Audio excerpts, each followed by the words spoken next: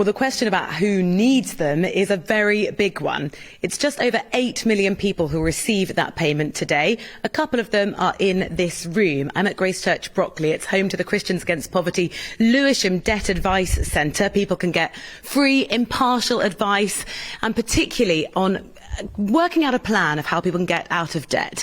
Now, Ruth is one of the advisors here who does that, and Alan is one of the clients. I'm going to start with you, Ruth.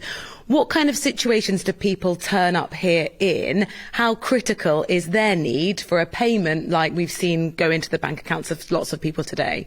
Yeah, we see people come to us often at crisis point, sometimes up for evictions or bailiffs knocking at their door, and they're just really desperate for help to deal with their debts and to get a budget in place so that they can start to pay off those debts.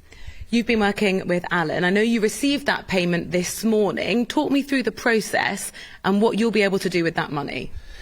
I was informed it via the news from TV, and then I received a DWP text into my phone, and it said that it would start today, but it didn't give no specifications, and lo and behold, this morning it was in there. So it's luckily enough I don't have to use that to pay my debts, because thanks to CAP I've got other avenues to go down, so I can use that for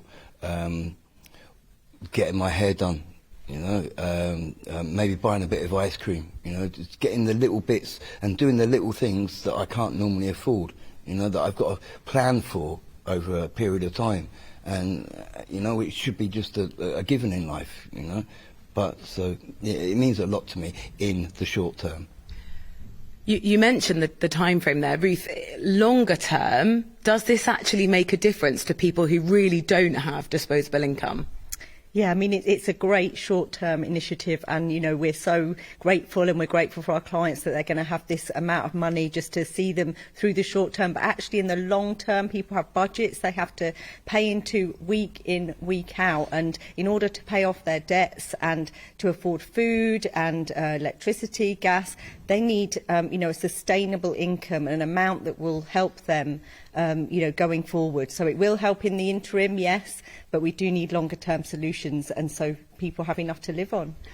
How much do people have to live on when you meet them here? When you go through their budgets and when they've paid all their essential bills, how much is left? Well, often there's little or nothing left. So we work out people's income, and they look at all their expenditure, and we want people to pay all their priority debts, all their bills, but actually at the end of that they often have very little left for food. We're seeing an increase in our clients needing fuel vouchers. We're seeing a massive increased demand on people needing food, so we're referring our clients to food banks because there isn't enough in their budget just for basic essentials, and so that's a huge problem. I think when you worked it out for me, I was left with £1 or something silly like that, yeah. And that was just after my basic necessities. A pound, what, for a week? For how long? For the 2 weeks, because I'm not on universal credit. I'm lucky.